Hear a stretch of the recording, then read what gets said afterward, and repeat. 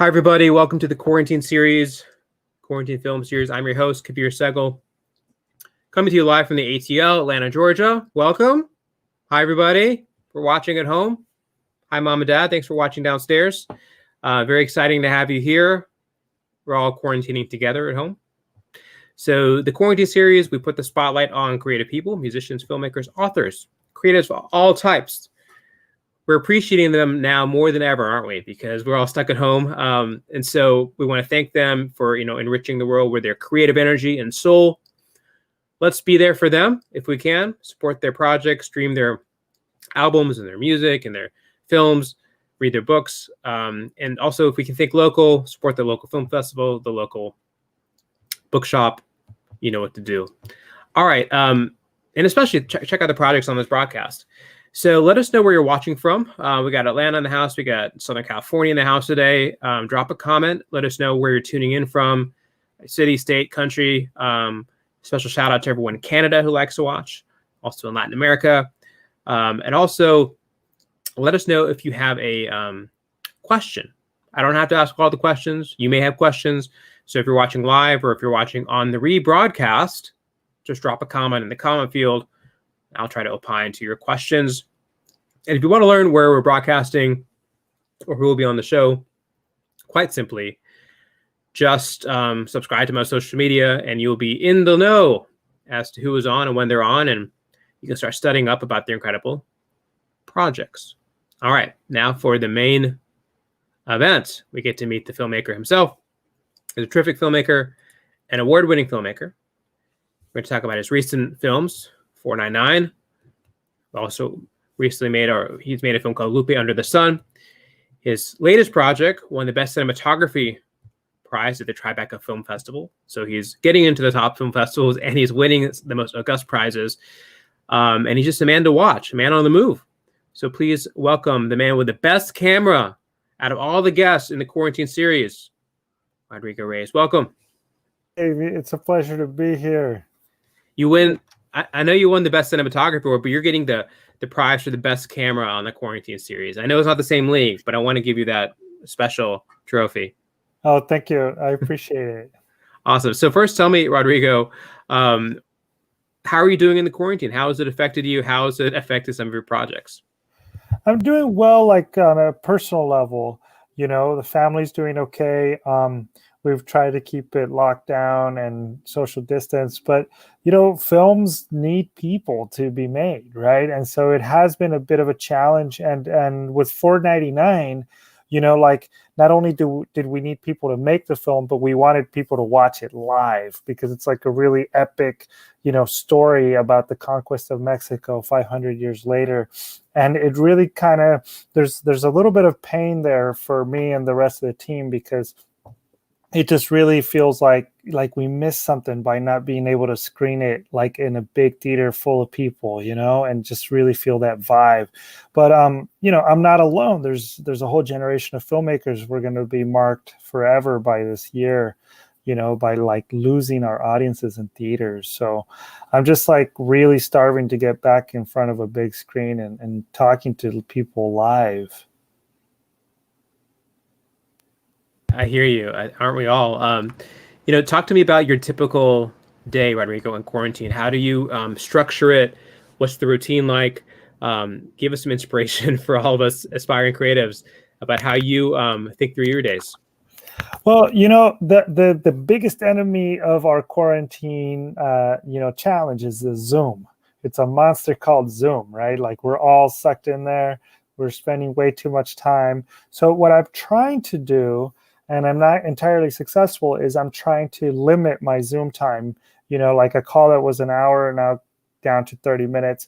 And then the other, other ally in the darkness with Zoom is email, right? Like we're all spending way too much time on email. So I started this thing where I'm like putting a timer on my phone and I just give myself that much time to answer my emails. And then I'll force myself to go do something else, like walk, especially, right? Because we're like sitting all day. It's messing up our joints. And So I'll give myself 30 minutes, answer the emails that you can in 30 minutes. And then a couple hours later, give yourself another 30 minutes. And, a few days that I've actually followed through on it, it's been really healthy. And my mind just feels like so much cleaner at the end of the day. I've also noticed that I spent a lot of time managing, as a director and producer. I'm managing a lot of things, but I don't spend as much time as I would like to on creating, on writing, on reading, on reviewing things. So I've gone back to try to dig out like things that I can do, that things that you can do with just a pen and paper, if your film has narration, like mine films have a ton of narration. So like, can I just write some of that? Can I go back to the drawing board and review it? And can I work on the editing, right? Like I could do that at home, and just try to like make the most out of the moment and not just focus on the things I can't do and may never get to do until we're all vaccinated. So I've just tried to keep it going. And one of my projects is now like really starting to chug along thanks to all of those things. Like we're just editing and having a lot of phone calls around this story that I'm working on about a friend of mine who's incarcerated and he's doing life without parole. So we've been going back through all my letters with him and like, picking all the materials that we need. So I've tried to just focus on the stuff that I can accomplish in this trying moment. That was one of the best explanations I've heard. I really appreciate how you said it, because taking time away from the screens, going for a walk, being disciplined about the screen time. I hear you. It's important to sort of have deep focus if you can, and not be scattershot with our attention. So I appreciate you sharing that with the audience. Rodrigo, I want to talk about some of your remarkable projects. Let's talk about your most recent one.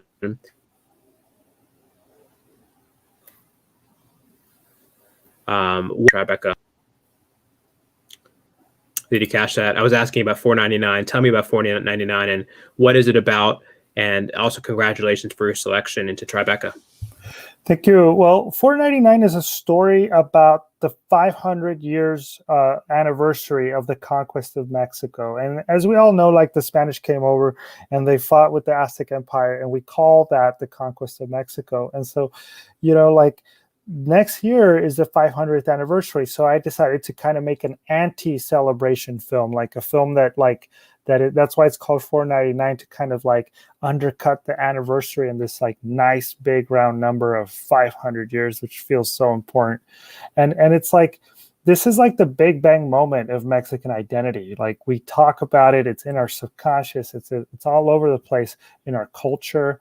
And I wanted to make a story where we follow this character, this Conquistador, right? Like he's part of like Cortez's army, and he suddenly arrives in modern Mexico. Because my theory of history, is like history is only useful when it can talk to us today.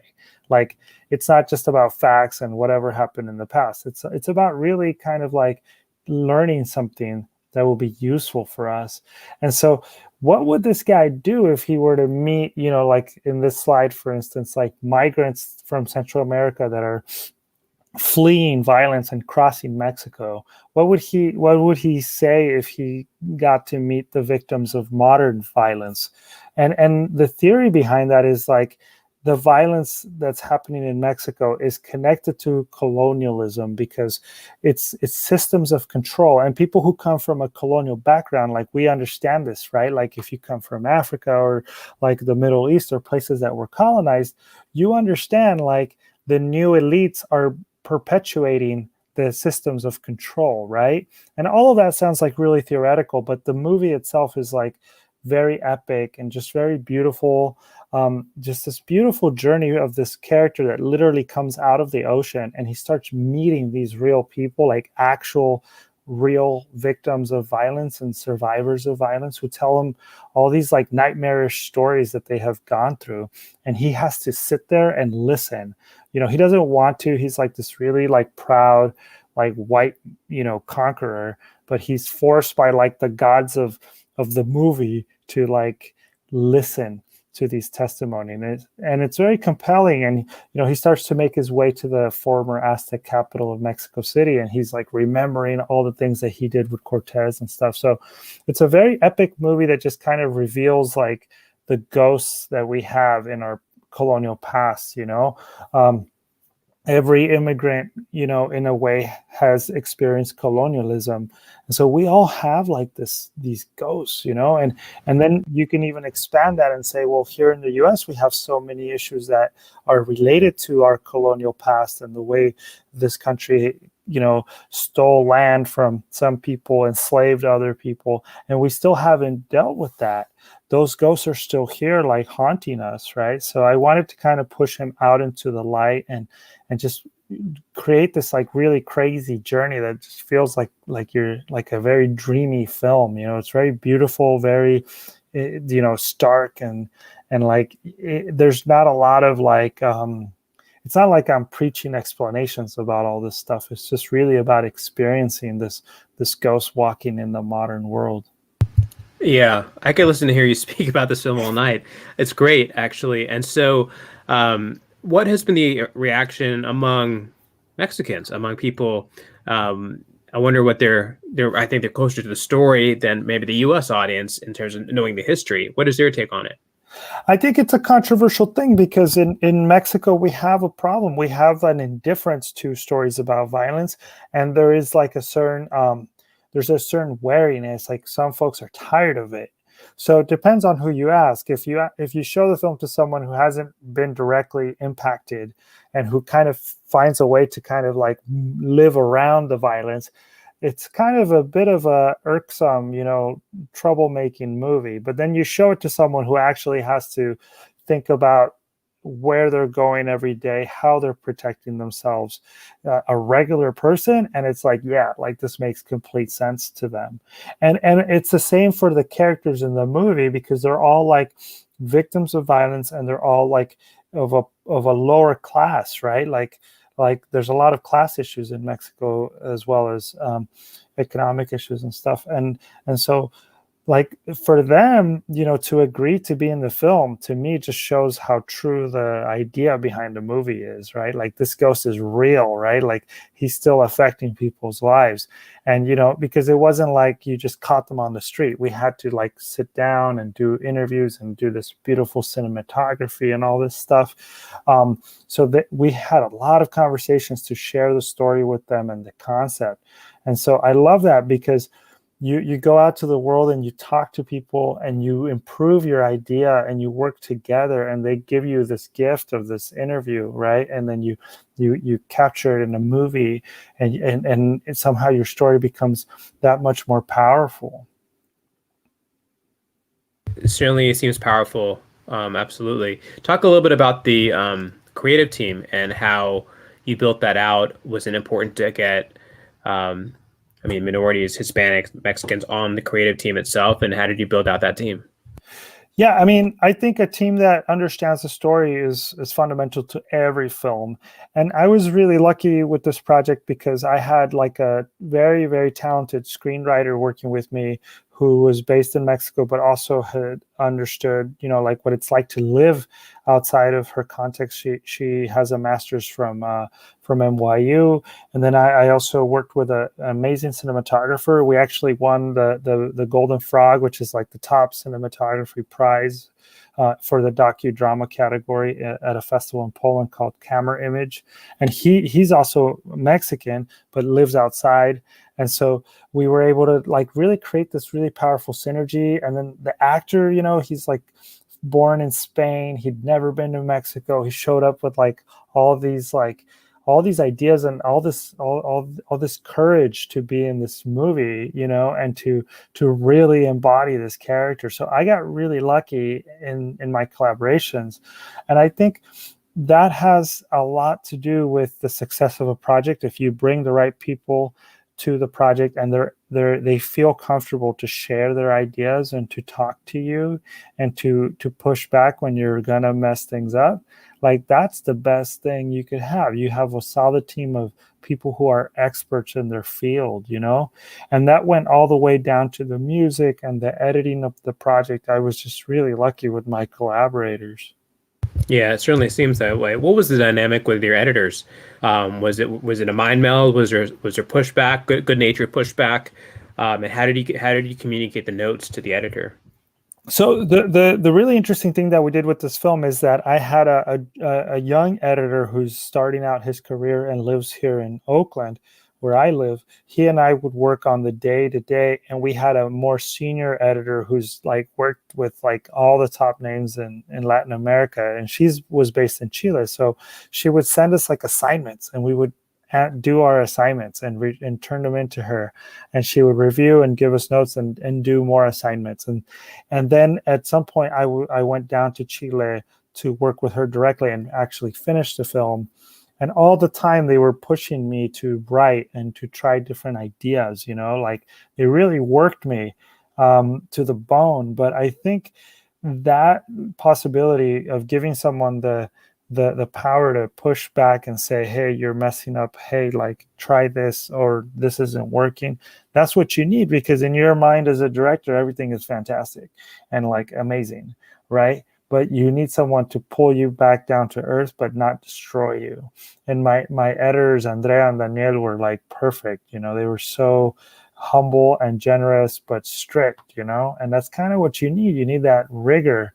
Like you might love that one scene, but you have to cut it if it doesn't work for the big idea.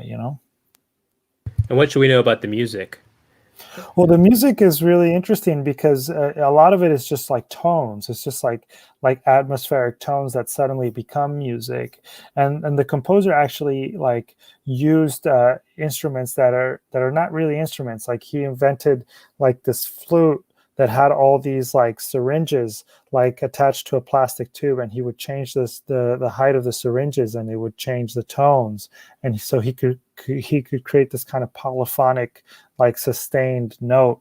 And so it was a very interesting process, because where do you start with like 500 years of history and with a culture as rich as Mexico's? Like you could do so much, and there's so many sources of inspiration for music. And he was able to like find a way to navigate it simply, and even, another person, I guess that I should mention is also the costume designer. Like the costume of the Conquistador was like, so wonderfully made, and it was just so simple. And yet you look at him and you're like, damn, like that looks like he really did walk out of the 16th century. And she knew everything about like why people wore the things they wore. And she explained that to us so that the character could carry himself like with that pride, right? Of like knowing what his outfit should be. So it was just a really lucky and fortunate connection with a wonderful, wonderful team of people, and the producers as well, who were like there for years, like working through the ideas with me. They're amazing, and so I'm just really lucky. And next year the film is going to be released theatrically in the U.S. and in Mexico.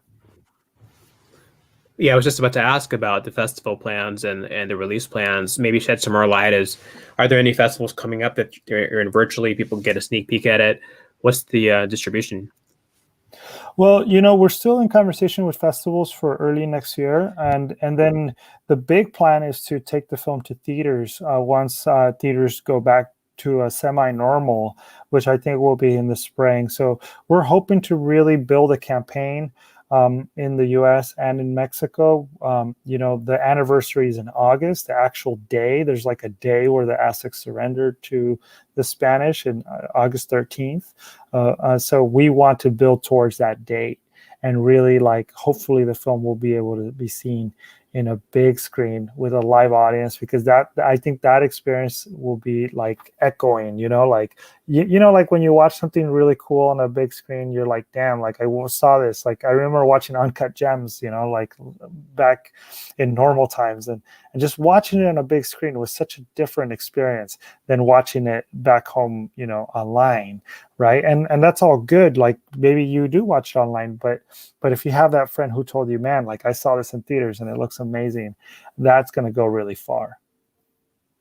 Yeah, so appreciate you sharing that. Let's get your website and social media or up on the screen. And I want to make sure everyone kind of checks out your film. You can see it on IMDb and see, who's attached to it. And I'm sure you'll be updating people when the distribution plans are ready to be announced. Yes, absolutely. And if you go to my website, rrcinema.com, there's a profile of the film, there's a trailer. You can see some of what the film's all about in that trailer. Awesome. Thank you so much for sharing the rrcinema.com. Please go there. There it is. Wrong one. There we go. Yeah. And thanks so much for being on the show, Rodrigo. We really appreciate it. And all the best to you on your future projects. Thank you, Kabir, and thanks to your team as well. And I wish you a happy holiday. Happy holidays. Take care. That's our show today, everyone. Make sure to tune in on future editions to learn who'll be on the show. And we wish you all the best health and safety in the days and weeks ahead. Bye, everyone. Great. Thank you.